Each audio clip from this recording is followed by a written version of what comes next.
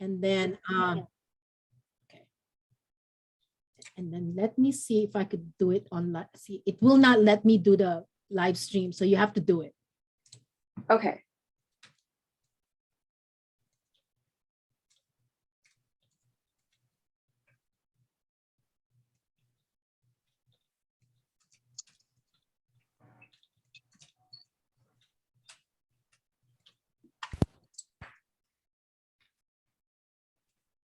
Hey, this is captioning. Can one of you designate me as captioner so I can get the caption stream set up? I sure can. Hold on. Thank you. You're welcome. Assign to type closed caption, right? Okay, there you go. Yeah, okay, I Got see it? it. Thank you. Okay, perfect.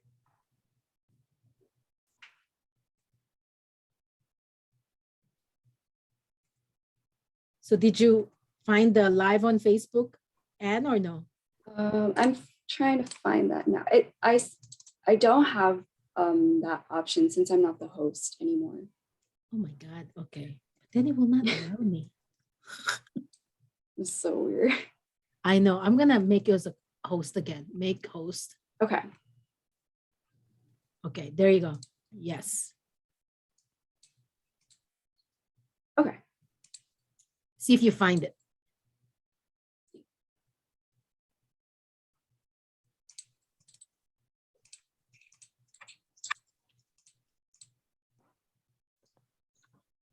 Do you want me to go live now or wait until we start the I think session? we could go live now. Okay. And then I think we'll just be on it. Okay, perfect. Okay. And then you could, can you like transfer it back to me then? So then I could be the Yes. one? Okay, perfect. Do that right now. Or make me as a co-host. Okay, I'm gonna stop my video. And then make sure that you highlight or what do you call it? Pin Peggy and Hannah. And then pin you and Scott, right? Hi, Scott. Okay. I'm Mira. Hello, Hi. Scott. Thank you for saying yes. Thank you. Yeah. Of course. Thank you for Thank inviting me so here. much. Yeah, perfect. Right, so we'll start in 2 minutes, no? I'm all about on time. So then Peggy could run Yes. to the next Yes. job. Don't worry about me. I'm here till Okay. 12. What is it? 12:30? Yeah. I'll be fine. Okay, I'm gonna see if it's.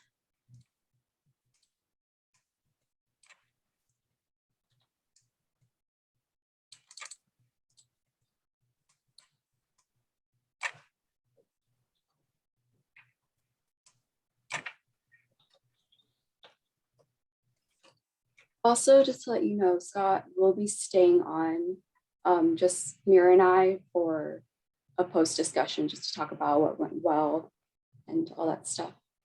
Okay. So just remember to stay on. Okay.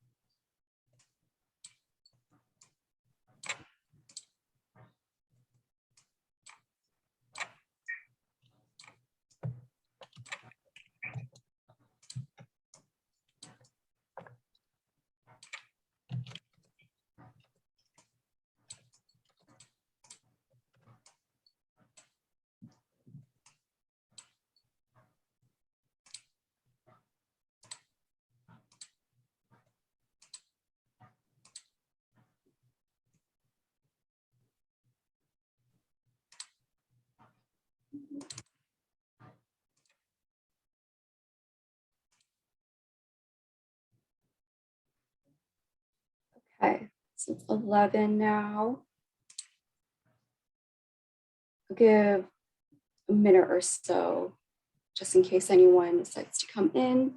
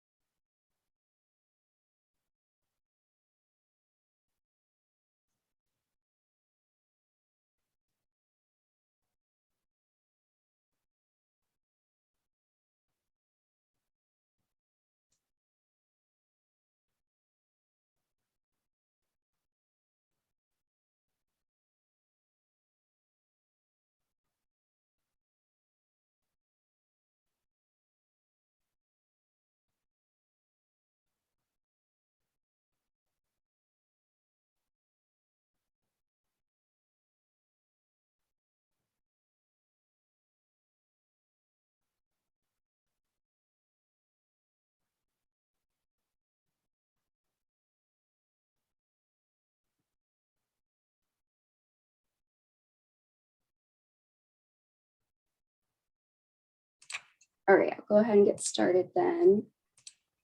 I'm gonna quickly share my screen here.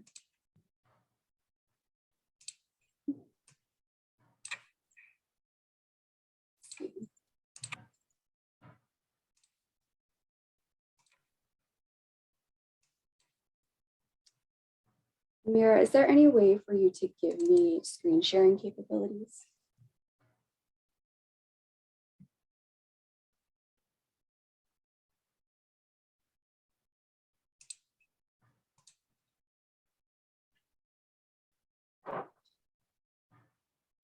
If not, that's all right too. I got it. So Okay, now you do. thank you, thank you. Okay.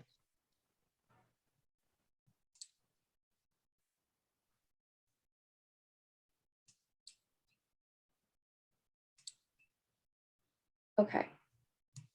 Are you able to see my screen there?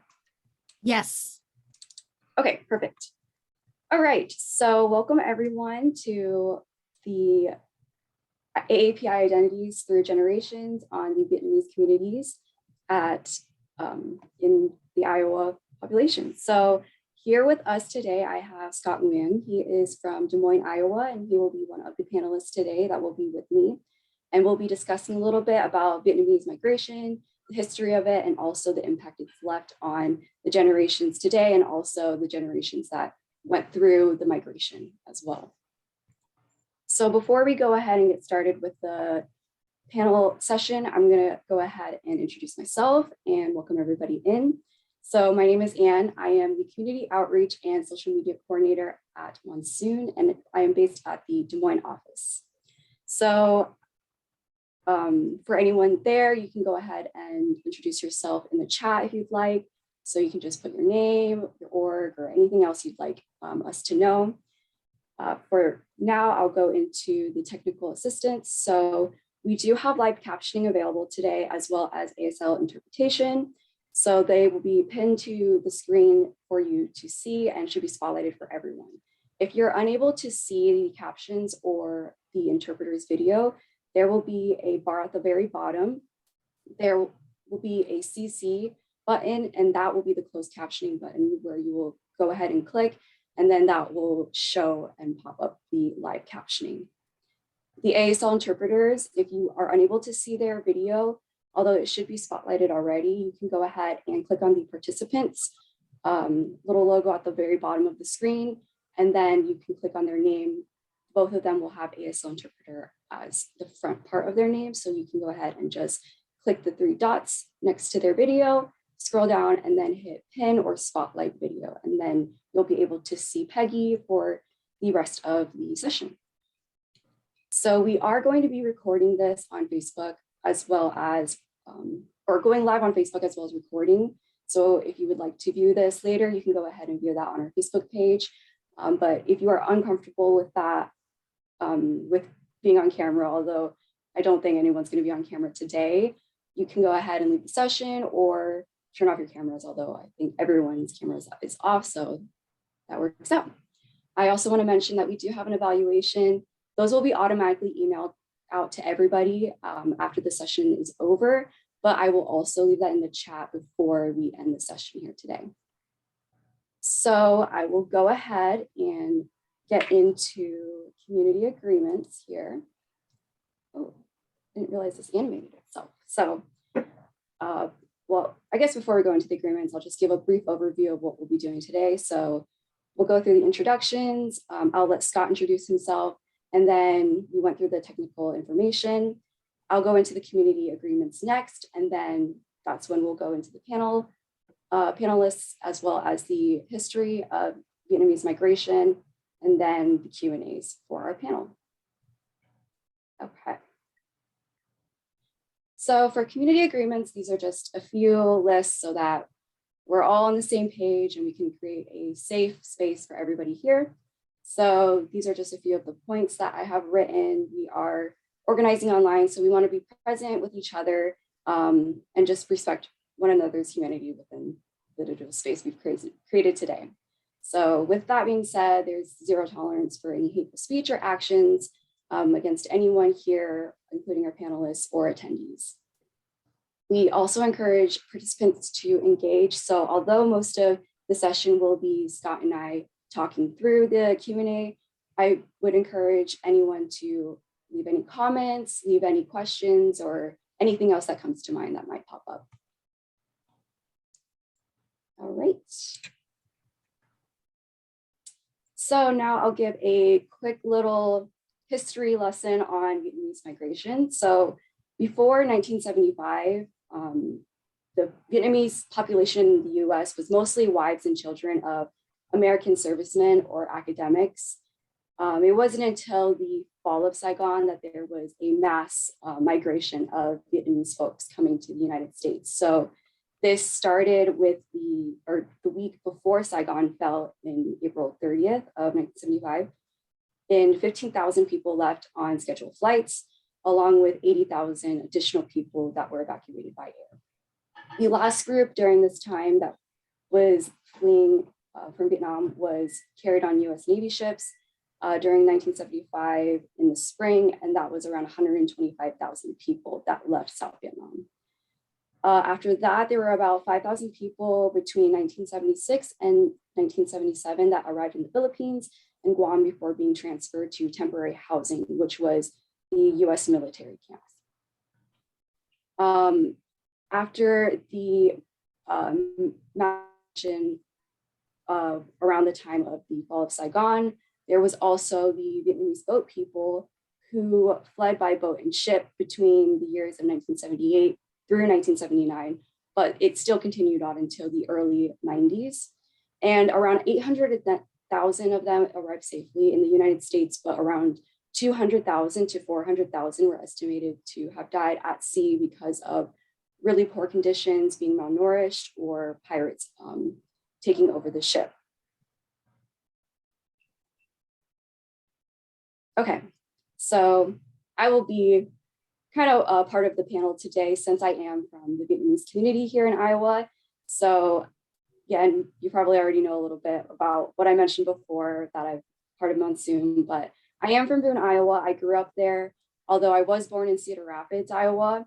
I didn't really live there for very long, so I don't have a lot of memories at all. Most of my memories come from Boone in this small town, and it was a really interesting space and something that I think isn't very common, or at least I haven't been able to connect with a lot of people or a lot of Vietnamese people that grew up in small towns. Many of my friends or people that I know in the Vietnamese community are from larger cities like Des Moines or Cedar Rapids or Iowa City. So I hope I can give a little bit of a newer or different perspective to the Vietnamese experience in Iowa. Okay, and then I will let Scott introduce himself here. All right, so hi everyone. My name is Scott Nguyen, and I'm from Des Moines, Iowa, and I just graduated from Iowa State studying aerospace engineering. But this upcoming fall, I'm going to go into my first year of graduate school at the University of Illinois at Urbana-Champaign. All right, thank you, Scott. So I will go into just a little bit more about you. I'm interested to know more about how you grew up in Des Moines and also any organizations you've been involved with. I know, for example, you were with Alliance, which is the line dancing team, and also you were part of the Vietnamese Student Association at Iowa State. So I'd like to know a little bit more about those experiences and how that has shaped your, I guess, overall experience as a Vietnamese person in Iowa. Yeah, so I've been in Iowa my entire life. Yeah, so 22 years, and I'm from Des Moines. I've lived there, and then only really moved out to go to college in Ames. And then, like you said, in high school, I really had like a kind of like a reawakening when it comes to my Vietnamese identity, because so all throughout elementary school, middle school, I went to a like private Catholic middle school, but it wasn't like a preppy one. It was really, it catered to refugees. So a lot of Vietnamese and then also Sudanese people there too, because like very similar stories to the Vietnamese people in the diaspora due to civil war. So I didn't grow up around like any white people, and it wasn't until I went to high school, my freshman year of high school. So my family's very religious, so I went to Dowling High School my freshman year. So that's really where I experienced lots of like racism, lots of microaggressions, and I really didn't know who I was, like my ethnic identity. I didn't know what it meant to be Vietnamese because I was surrounded by white people. So I really had to figure that out and then figure out who I was, like as a person, as a Vietnamese person, what that meant to me. Because all these white people were telling me like, oh, like, are you Chinese, yada, yada, yada. And I didn't really fit into these stereotypes that we traditionally see in the media, because like my parents, they're refugees. They didn't like, both of them didn't get to finish high school, didn't get to go to college. They didn't fit the stereotype that we see in the media. So I didn't really see myself even in these stereotypes that they were trying to project onto me. So that really made me question like who am I? Like what did it mean for me to be Vietnamese? So like you said, like that was really important for me to start up alliance with my friends, which is a line dance team here in Iowa, Des Moines, Iowa. It's the first traditional line dance team, because a lot of the line dancing you see, especially in the Midwest, is very, I'd say very not authentic, to put it lightly. So it was really important for me and my friends to learn where line dancing comes from in tradition, so that way we can display it or to show it to the communities of Iowa in the most traditional, most authentic way, to make sure that we were being represented correctly.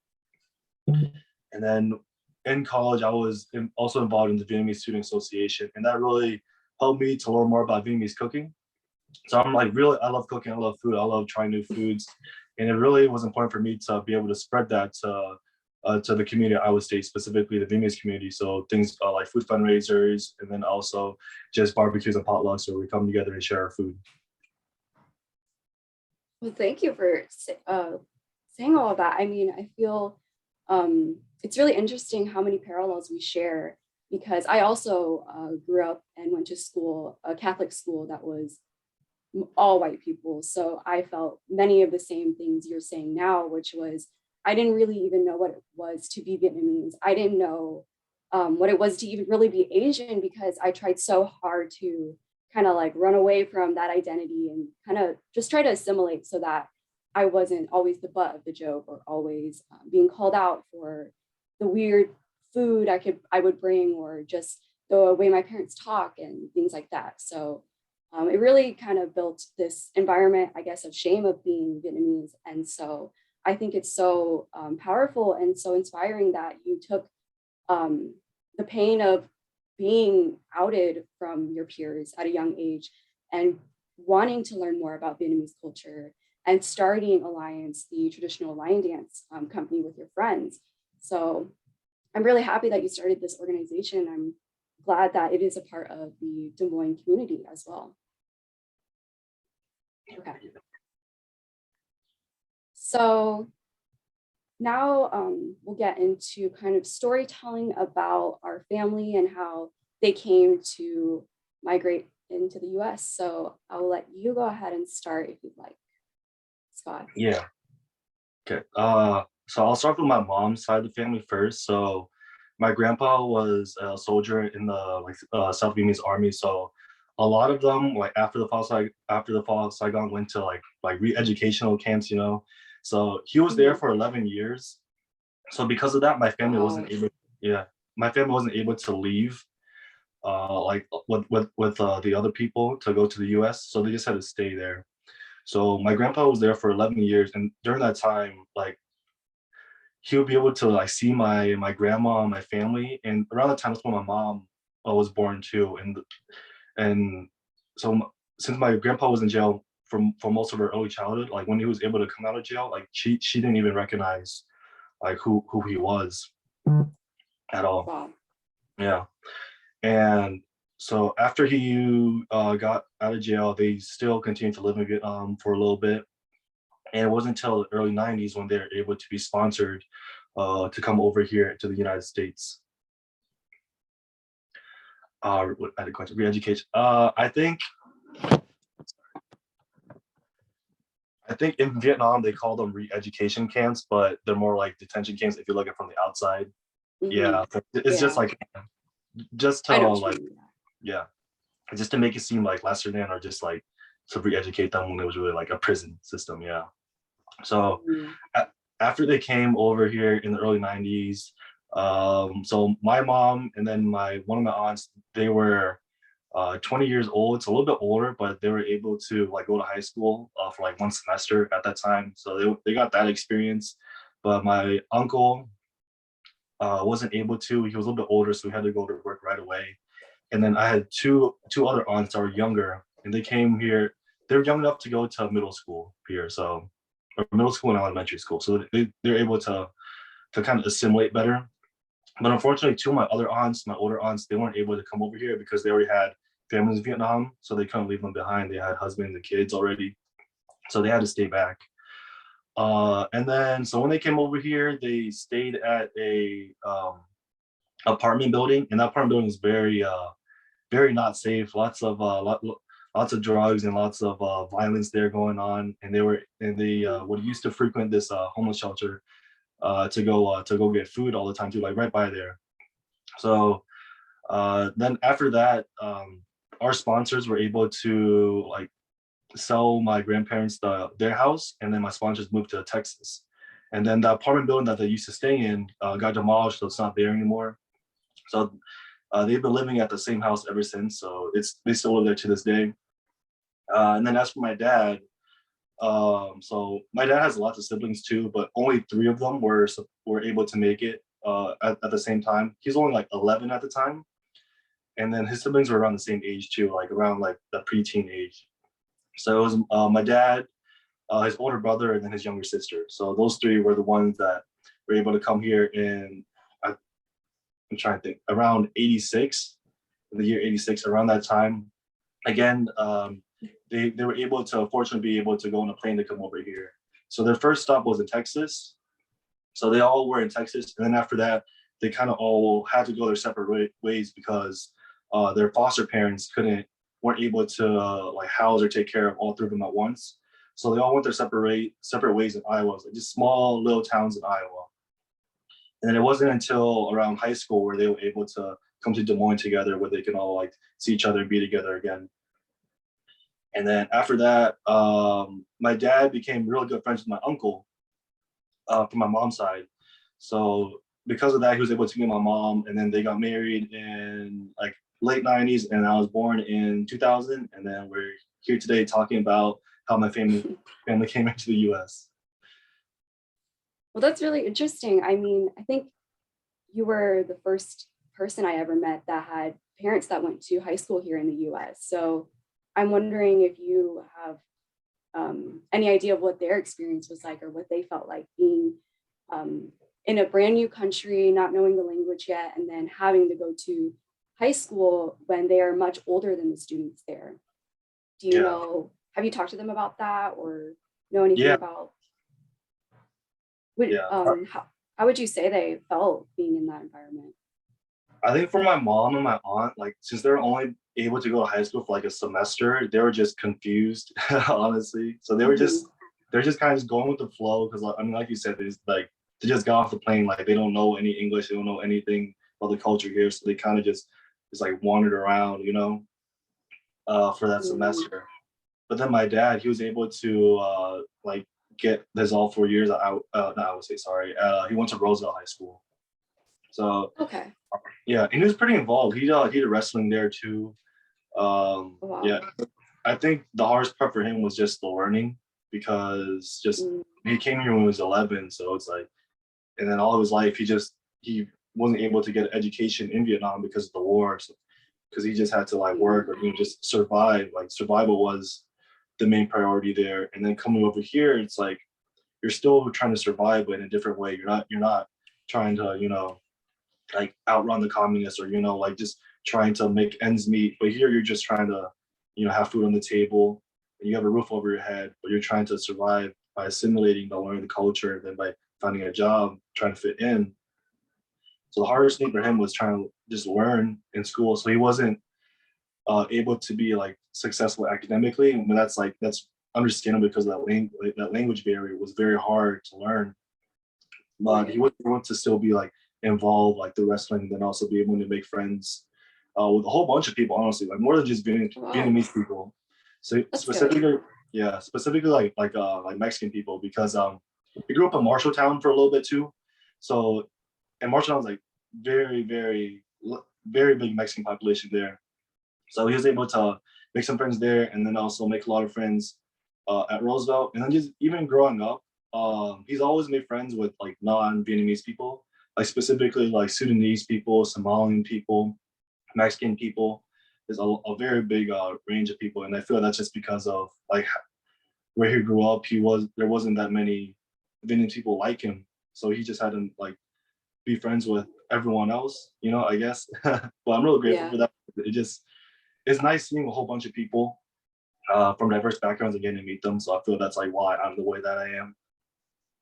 Yeah, and I think that was also probably really great and healing for your dad to be able to have others around him that can relate to being out of their homeland and not knowing the culture in America, not knowing the language as well. So I think that him being able to create that community where they have those shared experiences was probably a really great way for him to just heal, I would say. Yeah. Mm-hmm. I'm glad he was able to have that community there with him. So my family is a little bit similar, but a little bit different as well from how your family migrated to the US. My dad is actually half white and half Vietnamese because his father is an American soldier. And at the time, there was actually a specific program that allowed children of American soldiers in Vietnam to fly to sponsored by the US government and to receive an education as well. So I came to and find a apartment in Iowa, but like you said, the housing was very unsafe. There was a lot of drugs, pests, a lot of violence as well.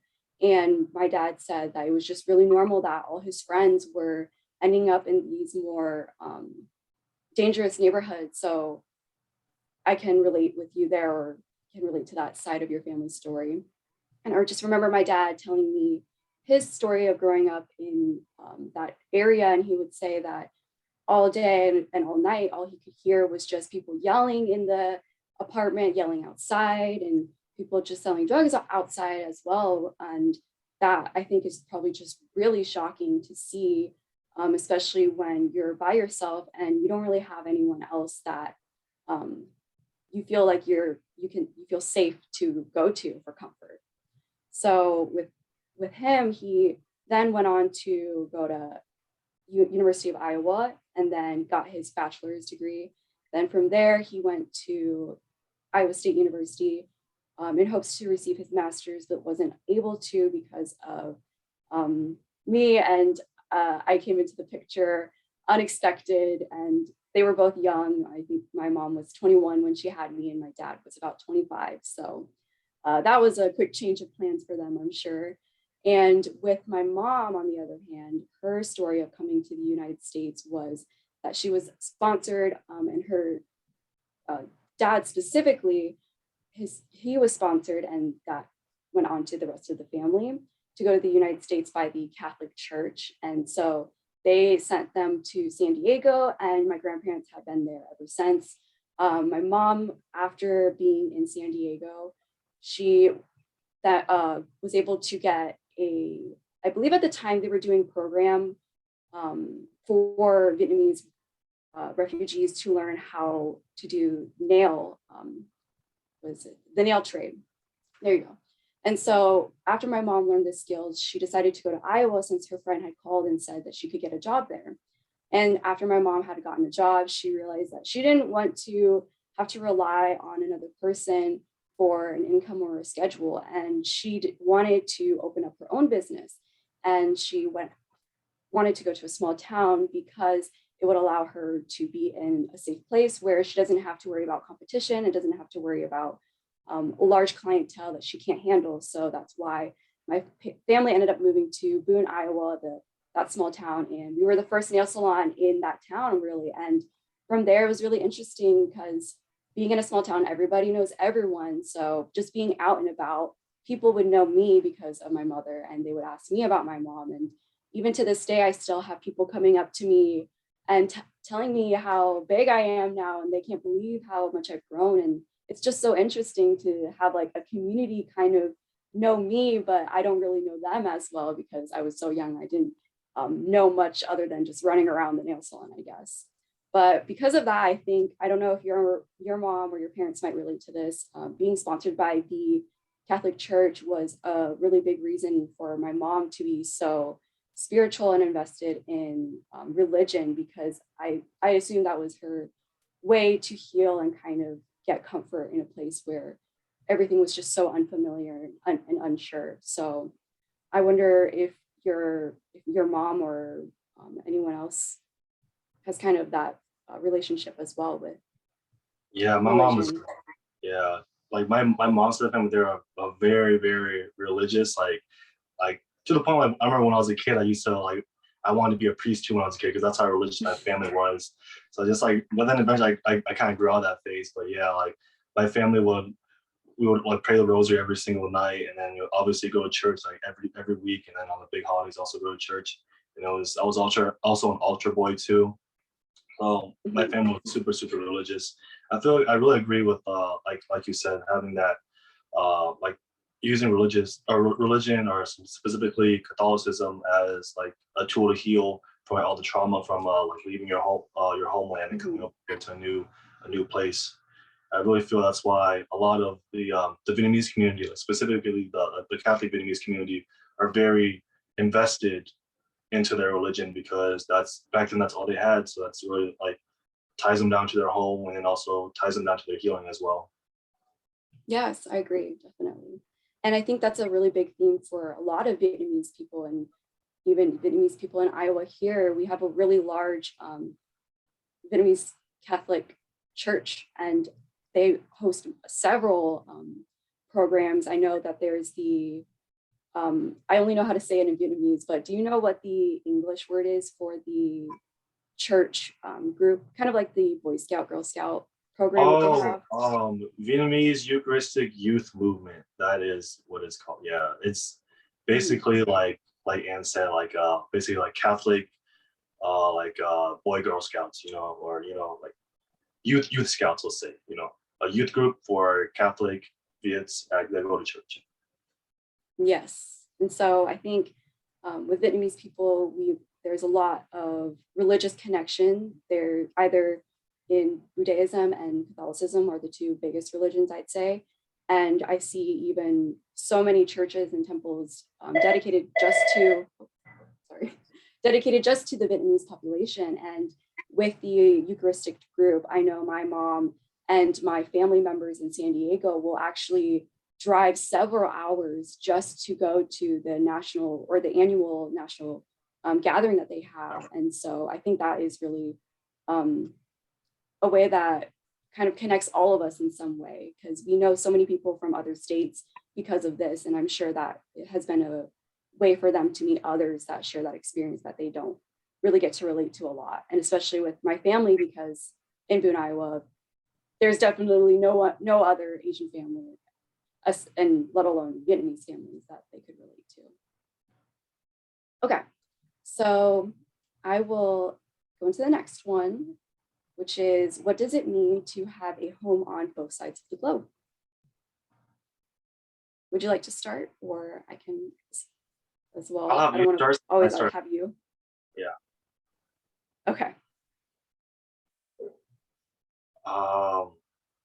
I guess for me, there's like this saying in Vietnamese.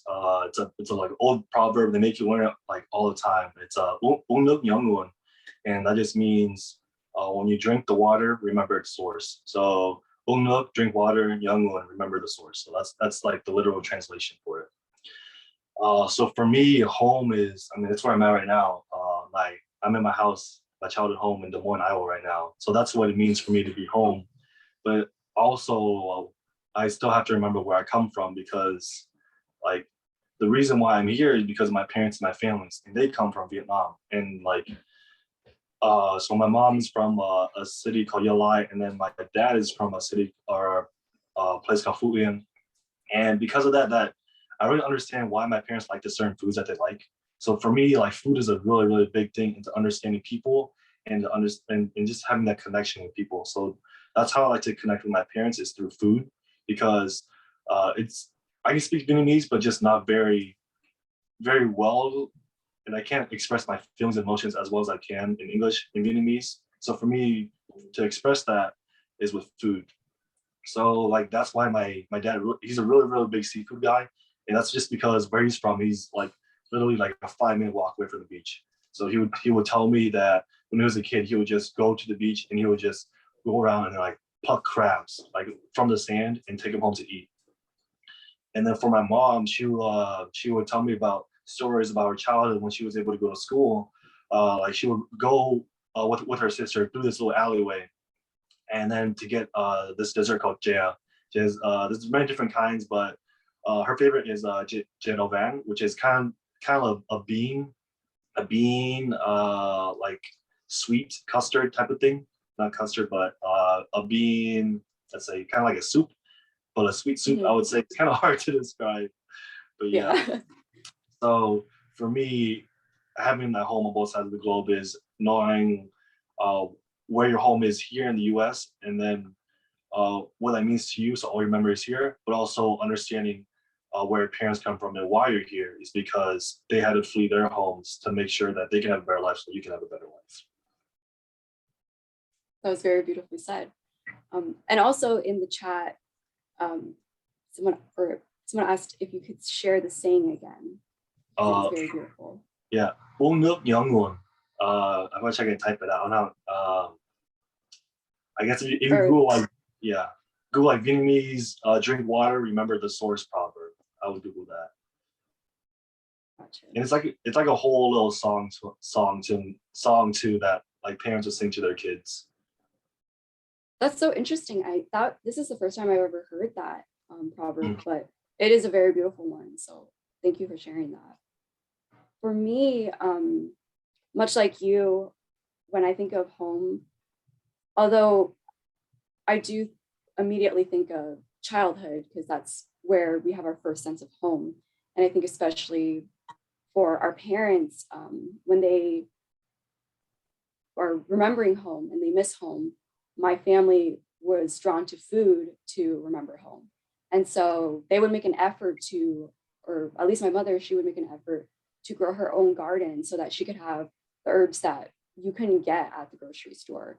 And we would take the 1-hour drive to Des Moines just to go to the Asian grocery store and just buy everything in bulk so that when we got home to Boone, we could still have our little home away from home, I guess, as you would say. And that to me kind of has translated now into adulthood. For me, home now is a different definition for me. I would say it's not really a physical place anymore, but more of a feeling of comfort. And comfort, much like you said, is food for me. So I see myself a lot now trying to learn about Vietnamese traditional food, how to cook it and enjoying it. Because I remember a time when I used to be so sick of eating Vietnamese food every day and every night, and just wanting to be like, why can't I have a Lunchable at school? And now I'm older and I realize like how much you really do miss food that reminds you of home and reminds you of your culture and your people. And so I'm glad that you found food as a healing and a kind of self-care form that has brought you closer to your identity. And I think it has definitely done that for me as well, drawn me closer to my heritage and also to my upbringing. Okay. Next question here is, how did your family or you preserve traditions from the homeland? I think a really great example would be the alliance team that you had and also the cooking, but I'd love to hear more if you have any, or if you'd like to continue talking more about alliance and food cooking as well. Yeah. All right. So I guess like I talked about earlier, like there was no authentic traditional lion dance team here in Iowa at all. So it would really suck to see it being misrepresented by other people. And then because of that misrepresentation, people who are looking at our culture from the outside, they don't know any better. So they really think that, oh, these people that are doing it, that's what lion dancing is. That's the culture. So it would really it would like suck and really hurt when we're trying to bring up this art, but people would think it's another type of thing. So it was really important for my friends and I to like learn traditional line dancing. So we had a teacher or a sifu in Lincoln, Nebraska named Ray Pearson, and he would teach us traditional line dancing as well as kung fu, because the base of line dancing comes from kung fu. So we were able to learn that as well. And I feel like that was really important for all of us to really connect with our heritage and our traditions, because like line dancing is a big thing. It's a big thing at each big festival, specifically Lunar New Year's. That's the biggest one for a lot of Asian communities, as well as the Mid-Autumn Festival too. The two biggest, I guess, holidays for Vietnamese people to have line dancing. So it's very important for us to spread that to our community. And I remember when we first started lines, like we would get so much praise and compliments from the older Vietnamese community, how like, oh, this is like how I remember it like back at home, or when I was a kid, because that's exactly what we were trying to do, was just make sure that we're performing line dancing in its most traditional, authentic way. And I guess there's some lines to that, but just in a way that the older generation would be like, yeah, this is how I remember it as a kid. So that way, when we show it to this newer generation, like they can relate to that with their grandparents and with their parents, like over that tradition as well. I think that's amazing to be able to provide traditional line dancing, which is so ingrained in Vietnamese culture, especially in Vietnam itself. I mean, I remember being there for Lunar New Year and just seeing the lions going up and down the street and the drums playing and everyone up and waiting for the lion to come into their houses, because open on the street, because it's good luck to have the lion to go through and bless you and your family and your home. And so I remember just waiting and then seeing the lion coming in. And so I think for the older generation to see that, I think that's a really amazing opportunity that you brought to them, that really reminded them of home and their childhood as well. And in a positive way, because I know there's a lot of negative associations that the older generation has with their homeland. So I'd also like to ask you a little bit more about lion dancing and what that kind of represents in the Vietnamese culture and why it's so big in our culture. Yeah, so I'm glad you asked that, because I have a lot to say about lion dancing. Yeah, so when I was going through that kind of like reawakening, like figuring out who I am as a person, learning more about Vietnamese culture, that's around the same time like my friends and I started to start line dancing too. So when I started learning more about Vietnamese culture, learn about the Chinese occupation of Vietnam for 1,000 years. So because of that, that's why a lot of Vietnamese culture has shared similarities with Chinese people. And that's because of that 1,000 years of occupation. And also learning about some famous people that stood up to the Chinese fighting for Vietnamese people as well. And the two sisters, 𝐕𝐈𝐄𝐻, I think that's their name. And also learning about the certain traditions like line dancing that Vietnamese people kind of just like, made their own as well. So learning more about line dancing, I was able to learn more about Vietnamese history. So, and also why we do the things that we do. So like you said, the lion is supposed to come into the house to bring good luck. And there's certain attributes on the lion that are supposed to ward away the bad spirits. So the biggest thing, or one of the things is, like, if you notice on the lion's forehead, you see like a mirror right here. And that mirror is supposed to scare the evil spirits, because when they see someone in the mirror, they get scared and run away. So that's like where that mirror comes from as well. And also with the drums and with the cymbals and the gongs, that's supposed to like scare away the evil spirits as well. And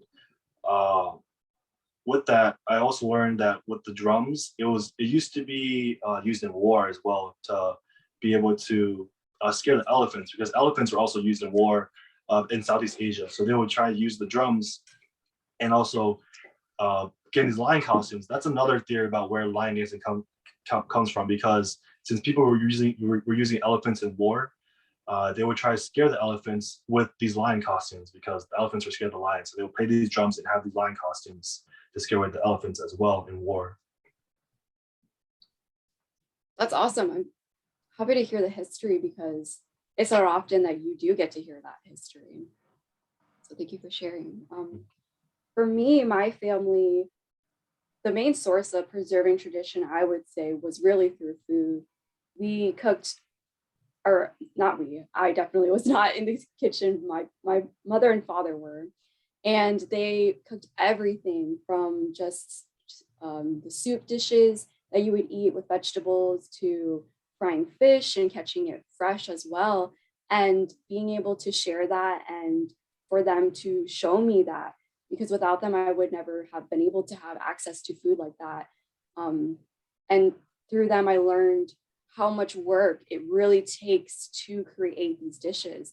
And it's really like an act of love to be recreating these dishes, because the labor is very real in some of the dishes, but because of that, you learn to appreciate the food and your culture a lot more. So with that I would say would probably be the biggest thing we preserved. Along with Lunar New Year's, we would always have a little small family gathering and have a little hot pot family style eating and just have the red envelopes ready for everyone and wishing everyone a good new year. So I'll go on to the next one. All right, what would you say is the most challenging part of moving to a new country for refugees? And how would you say your family overcame the barriers to the challenges of moving to a new country? Oh man, I would say the biggest challenge would be to navigate the system, because over here, like obviously the culture is way different, and we have like more of a centralized government, and there's like certain steps you have to do to get a house, get a car, you have to get insurance, things like that. But it's like out in Vietnam, like you don't need to do any of that. Like you can bribe police, you don't have to get insurance, you can honestly just do whatever you want over there. But over here, like we have rules, we have laws that you like have to follow. So I feel that was the biggest thing. And also like paperwork for stuff too, like going to doing your taxes, just simple things like that. Like and also getting a car and then getting a loan to do things, and also I guess even like a small thing for like things that I was able to experience was like parent-teacher conferences. So like explain to your parents like, hey, we have to go meet with my teacher, and they're gonna talk about like how we're doing in school, even like small things like that. And also them not having a translator for these to fill out these big documents, and also going to the doctor too. Because I remember going to the doctor with my grandparents, and then I just have no idea how to explain to them, that they're gonna have a kidney stone because they drink too much pop. I don't know how to say kidney stone in Vietnamese. I don't know how to say all those terms, and I can't imagine how that was for them. When they first came over here and they went to the doctor for the first time, and they just had to hear all these words for the first time, and they didn't know what it meant, and they didn't know what to do. And so I feel like navigating that new system or that new infrastructure was the hardest part about moving to a new country. Thank you for sharing. I'm trying to think here about my family and what I would say the most challenging part was. Honestly, I think for my family, it was mostly just learning the American culture. And much like you said about the laws and the legal information that many refugees wouldn't know because of language barriers and not really having anyone to really sit you down and teach you and tell you about these things. You kind of just have to learn through your own mistakes or through others' mistakes really at the time.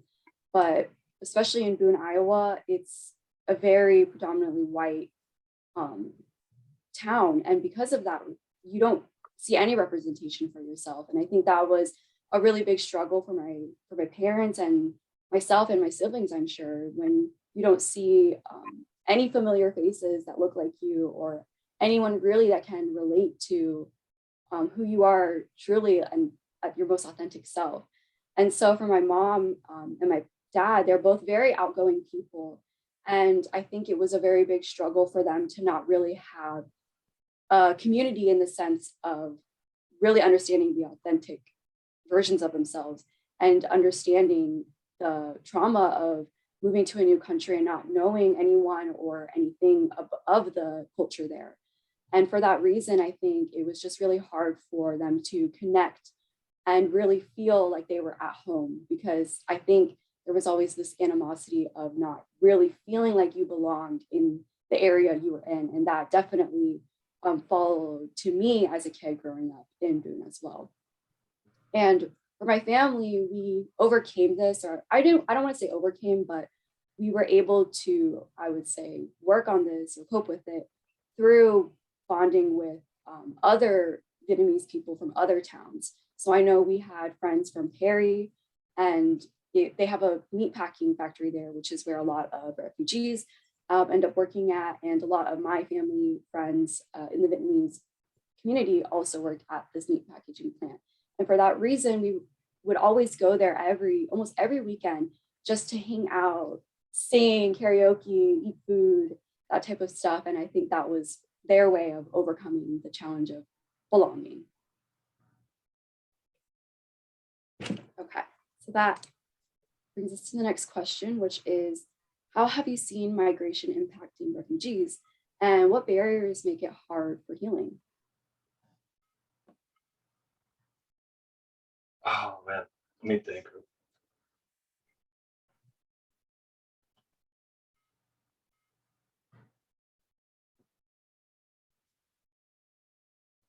Take your time. It's a, Yeah, you gotcha. If you want, I can go ahead and give you time to think about. Yeah, what you wanna that say. sounds good. Okay, so for me, I would say that migration, at least from the personal experiences I've seen in my family, it impacted kind of how I mentioned before, their feeling of belonging and feeling of community, and probably their just self-worth and self-identity, because it was just all stripped away from them so quickly and so fast. And to be in a town where you don't have an Asian market, you don't have an Asian restaurant, you don't have that type of stuff there, it's really hard to see yourself as part of that community.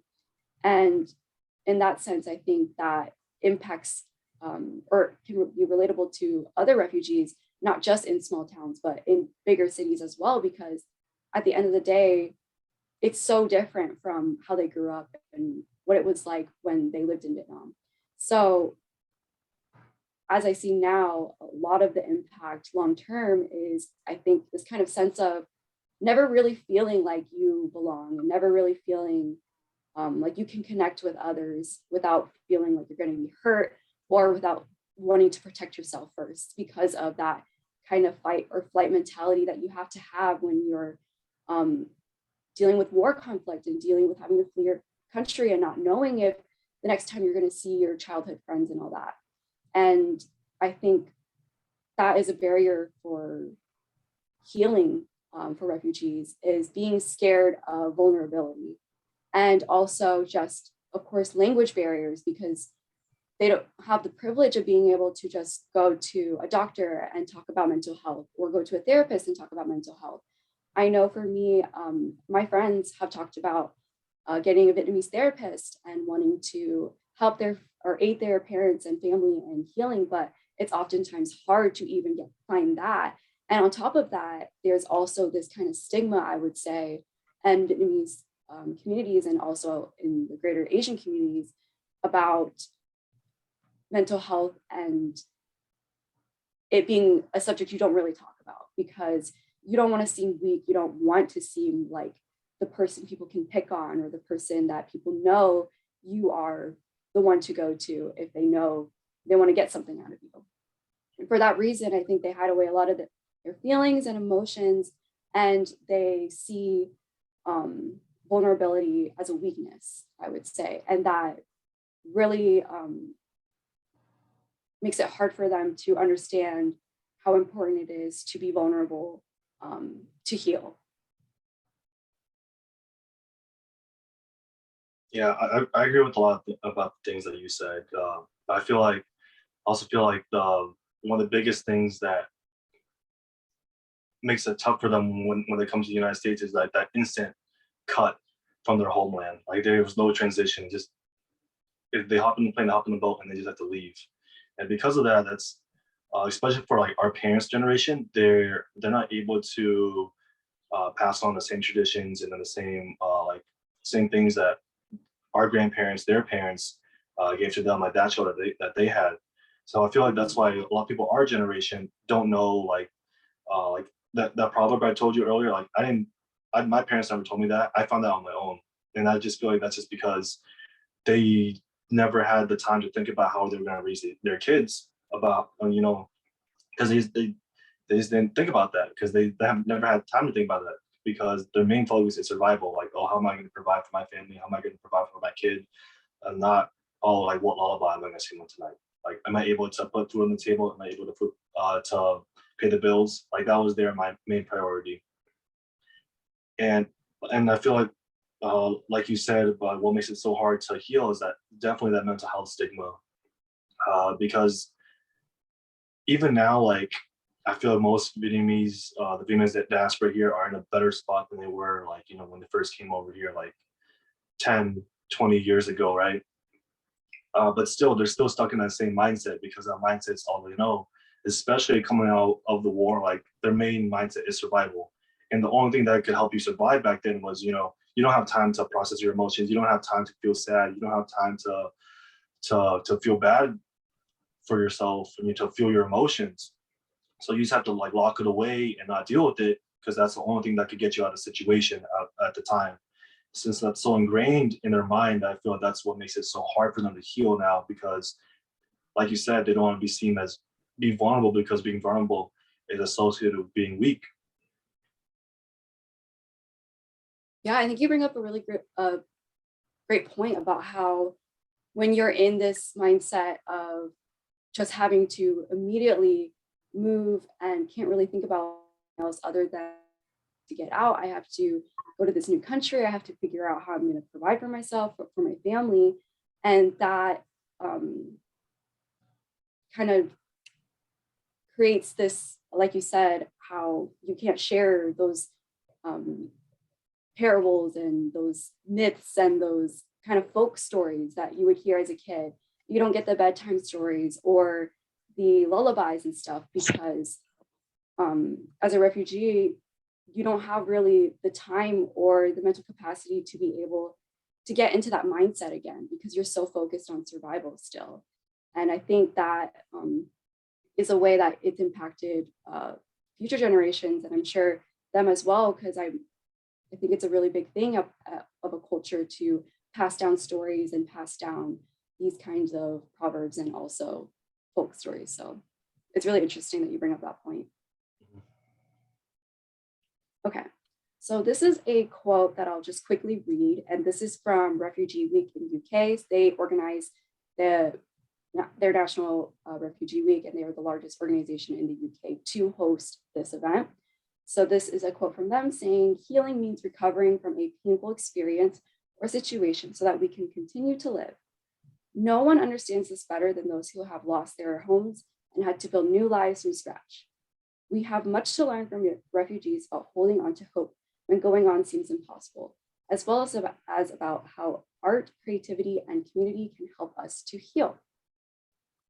So I'll just let that kind of soak marinate in that quote there as I bring up the next question, which is, what ways have you seen the Vietnamese community healing?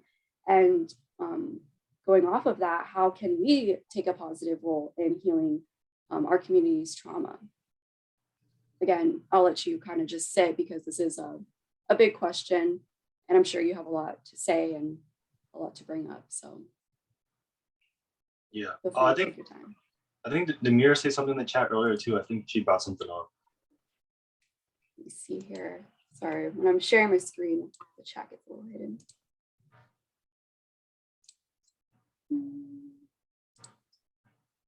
Oh no. Are you able to, oh, sorry here. Oh, there we go. Okay. Any suggestions about ending intergenerational trauma? And what do you suggest for service providers in assisting newly arrived refugees, for example, from Burma, Myanmar, Iraq, Afghanistan, Honduras, and others. Mm. I think for the ending generational trauma part, I think the biggest thing is like to understand why your parents are the way they are, why your grandparents are the way they are, and understanding the experience that they went through. Because over time, like that, how they treat you is going to be a culmination of how they had to go about life. So that is going to be why you are the way you are, and the different things that you have to work through as a person. So definitely breaking that intergenerational trauma. It's like going back to the saying, like you have to like remember the source, like about everything, about why you are the way that you are, like where your trauma comes from and what triggers you as a person. Because I feel that's like for us as people, we have to work through that. We have to understand where that comes from. Mhm. And then I think for the second part of the question, just like biggest thing is just being trauma informed, and also understanding like the conflict where these people are coming from, and then like what do they need as people. So I think the biggest thing, like we said, was food. Find them the nearest market that they can get their food from, and then also like housing is a big thing, how to navigate that, and then also how to put their kids in school, and how to find the parents, the grandparents, the aunts and uncles jobs as well, so they can provide for themselves. Just give them that help. Mhm. I definitely agree with being trauma informed. I think that's a really big thing, and I think would kind of help both sides of the party, because I know a lot of times from the Vietnamese community and what I've seen, they are traumatized and they will have triggers and they don't know it yet. But as a service provider, if you know the triggers and if you know the background and why they do act the way they do, and not out of aggression, but more so out of fear of just everything, the unknown, themselves not knowing what really healing is and what really trauma is. And so I think it's also important that service providers know that oftentimes Vietnamese people, like with mental health stigmas and all that, they don't really even know what trauma is. They don't know what healing or mental health is. So I think kind of taking a slow approach and one step at a time to understanding what all that means and how that relates to them as well. Oh, there's another question here from Elizabeth that says, how can mental health practitioners encourage older generations to seek mental health support from professionals? Do you think talk therapy would be a healing space for them? Why or why not?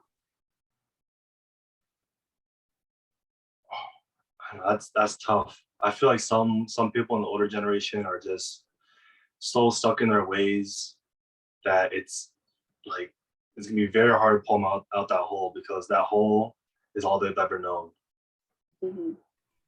I think for me, I agree, especially a lot of times in the older generation, it is harder. So I think taking a more creative approach towards, I'd say, mental health support. So community events like a potluck and bringing food so that they have a sense of comfort. They know they have something there that reminds them of home, that reminds them of their authentic self. So just being able to be in that environment and being with others is a great way for them to slowly kind of come out of the shell and begin to start being vulnerable. And through just events like that, it could be guided conversations from then on of just everyone there asking questions that relate to mental health, so that it's not directly just one-on-one talk therapy per se, but more so a community healing event where they can discuss mental health, but in a way that makes sense to them, I guess.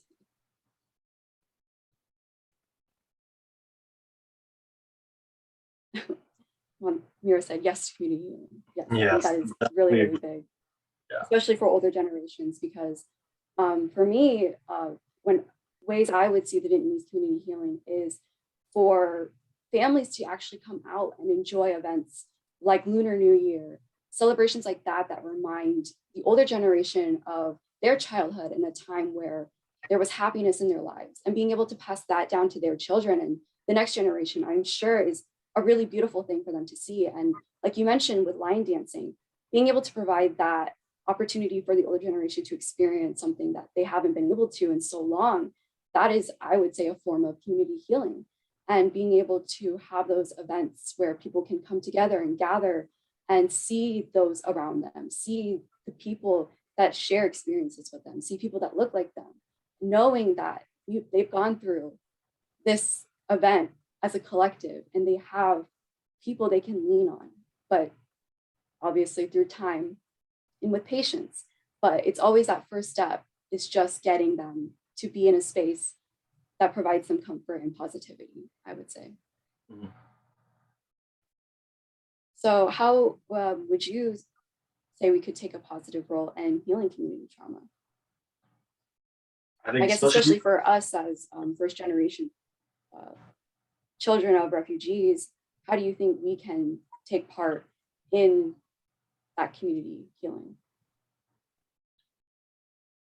I think for us, it's like, I feel like it all goes back to the same thing. Like you have to remember where you come from and understanding like your parents and your grandparents, because that's the only way that our generation is going to be able to move forward, is to understand that. So for me, I feel like it's like learning like how to cook food, like our traditions and where they come from, what do they mean, and also especially learning the language as well, because I feel all those things is what creates a culture, like language, food, traditions, like that's what makes a culture a culture. And without that, that's just where we, sever that tie from our homeland and from our parents, from our grandparents. And I feel once that tie is severed, then I feel like there's no way that we're able to heal, because we don't know where we come from. We don't know who we are as people. Yes, I think that's something really important too, is that sometimes healing a community starts with your own family first, or just your own people closest to you, by hearing their stories, learning the culture from them, because I'm sure they would more than love to be able to share their experiences and their culture with the next generation, because they learned that from their parents. And that's something that I feel every person wants to pass down, those cultures, and being able to actually show interest and wanting to show up and be there for them and hear them out and just be positive, a positive impact on them, I think is a really big healing, a really big form of healing. And I know for me, when I hang out with my grandma, just like sitting with her and letting her just talk on and on and on, I love it. And I'm sure she knows, and I'm sure she loves it as well. And through just hearing the stories, we can laugh and cry and also make food afterwards. And that is, to me, really healing for everyone in all generations. And also just like intergenerational trauma, I think that's very healing as well, because like you said, you get to understand your grandparents, the older generation, in a way that you may not have understood when you were younger, or without actually speaking to them and hearing their perspective one-on-one. Okay. So how would you say the expansion of Vietnamese migration over the last several decades has enriched the overall culture in the US? Thought it'd be good to kind of end on a positive note here and kind of celebrate what our community has brought to the culture here in the US, because instead of assimilating, a lot of the Viet community actually brought their culture through restaurants and all that type of stuff. So I'm interested to hear how you see that enrichment in the American culture because of the Vietnamese migration. I mean, just like if you just look around and we see all these nail salons, like, it's like a 90% chance they're owned by a Vietnamese person. So I mean, that's like a really big, I know it's a little funny, but it's like, that's how I feel we've made our mark here in the US, because nail salons is like so important to us, because it's easy for us to, like, hey, this person's opening a nail salon, do you want to work here? Like, do you want to come over? Because it provides, our whole community, like work, stable income, and also to be able to be around other Vietnamese people as well. So that sense of community. So I feel that's why nail salons are so big, because it's everything that we as Vietnamese people need when we come over to the States. And also, like you said, like us leaving our mark here, like we have especially in California, you know, Little Saigon, the Orange County area, San Diego, all those big cities are just so many Vietnamese people. And the same thing in, you know, in Texas, you know, Houston especially, you know, Dallas too. And then even here in Des Moines, you know, we have our Vietnamese church, we have our Vietnamese temples. Just wherever we go, we always leave our mark. Like people know where Vietnamese people are. That's very beautifully said. And I'd say, especially with Vietnamese restaurants, I'd say has left a really big impact on the US culture. I know growing up, pho was only a thing I could really eat at like a few restaurants in Des Moines and then at home. And that was it. I didn't really see anywhere else have those types of restaurants. And now growing up, everyone knows what pho is. Everyone has ate it before. And I know even people I grew up with in Boone, Iowa, I will see them nowadays even go out to eat pho. So it's really kind of amazing to look back at, knowing that younger versions of ourselves were so ashamed of our identity and who we are. But the older generation, they saw the power in their culture and decided to go ahead and open these restaurants, and not to assimilate, but instead to spread and share their culture. And it ended up being hugely successful and now a big part of the United States food culture, I would say. I think in almost any town you go to, you're gonna find a pho restaurant because it's in such high demand. I know even in Ames, Iowa, we now have a pho restaurant, which has never existed until I would say 2 or 3 years ago. And even then, the Vietnamese people, when they open these restaurants, I know that they tend to name those restaurants after places that remind them of home. And so when people look up these restaurants, they'll see these names and they might end up knowing a little bit more about the Vietnamese culture because they'll see pictures of that town, of the places that this restaurant is referencing to. And so I think that is a way that has really enriched the overall culture in the US because despite everything and almost so many odds against the older generation, they still came to just create a role in the food industry and beyond that as well. I think it's really great that they can share the love for food with not just the Vietnamese community, but the community as a whole and society as a whole. So now they belong. They don't feel that they're other because here they are in the community with community members, and even members outside of their personal connections, outside of their personal community, are coming and wanting to support their business. I believe that is everything I have for today. So thank you again, Scott, for being here. I'm really glad we had this discussion. It's really, really interesting to hear your perspective and your understanding of Vietnamese migration and how it's impacted us and the older generations and future generations as well. Although we had very different childhoods, it's very nice to see and very I would say interesting to see how many parallels we share. So I'm glad we had this conversation and I'm glad that you joined us here today. Yeah, thank you for inviting me. It was a great time. Thank you. And thank you to everyone for joining us today. We appreciate it so much. Being in spaces like this is a really great way to support the Asian community and Pacific Islander communities. Holding spaces like this is really essential. And I'm glad that we had that space today. So before we end, I'm gonna go ahead and send that evaluation that I talked about before. If anyone has any questions or anything else that they wanna ask, please feel free to go ahead and put that in the chat, or you can also message me later on if there's questions that you may have thought of after the session is over. I'll go ahead and paste that evaluation link first and then put my email here so that if you do have any questions at all, I would be more than willing to answer them and would love to meet and talk with you all. So, oops, should be.